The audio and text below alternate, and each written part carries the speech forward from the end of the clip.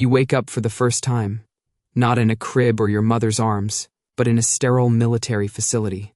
You're 6 years old, and you've just been abducted from your home. The people who took you? They say it's for the greater good. Humanity's last hope. That kind of thing. You won't see your parents again. They replace you with a flash clone, a rapidly grown biological copy of you that dies within a few weeks.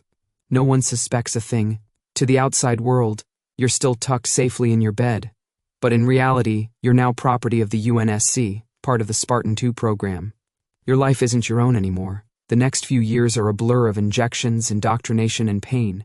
You're constantly sore, not from play but from brutal physical conditioning.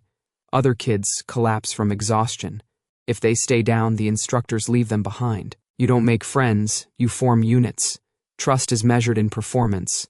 Loyalty is expected, not earned. And failure? Failure means someone dies. By age 12, you've already survived more combat simulations than most adults see in a lifetime. Every day begins with a 10-mile run, followed by weapons training, tactics, and more physical torture. You learn how to kill using your hands, your environment, or whatever you can find. They teach you how to break bones and stop hearts before you even know what puberty is. And then comes the augmentation. You're 14, they lay you on a cold table in a room that smells like iodine and blood. You can hear the screams of the other candidates in the distance, or maybe they're in your head. You don't know anymore. The procedure is supposed to make you stronger, faster, smarter. Half the kids die on the table. A few go insane. The rest are changed forever. You wake up and everything hurts. Your muscles feel like they've been ripped apart and stitched back together with metal wire. Your bones are denser now, so dense in fact, they could stop a bullet.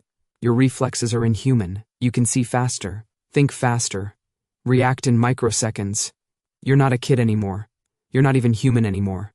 When they finally let you stand, you crush the floor tiles under your feet. Your voice is deeper. Your eyes glow faintly in the dark. The scientists take notes while you cough up blood.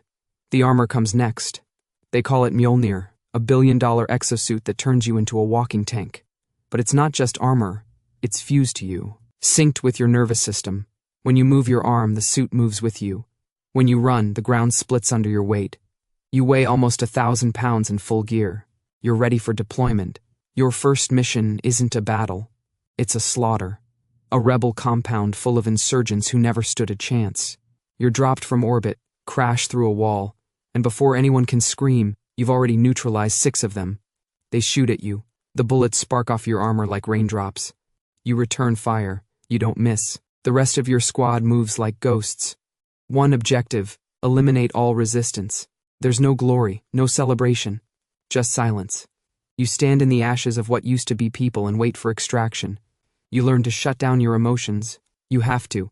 Because soon you're not just fighting humans, you're fighting the Covenant. 7 feet tall, alien, ruthless.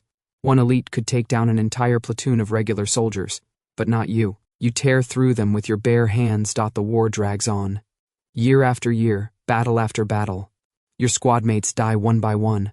Some in the field, some never make it back from space. The few that survive, they're never the same. You forget what your real name was. You're just Spartan now.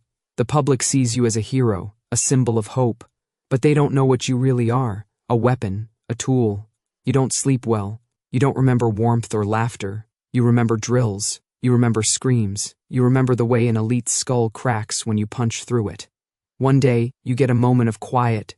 You're standing on a destroyed battlefield, smoke rising around you, and for a second, just a second, you think about what life could have been like if they never took you. If you got to grow up. If you had a childhood.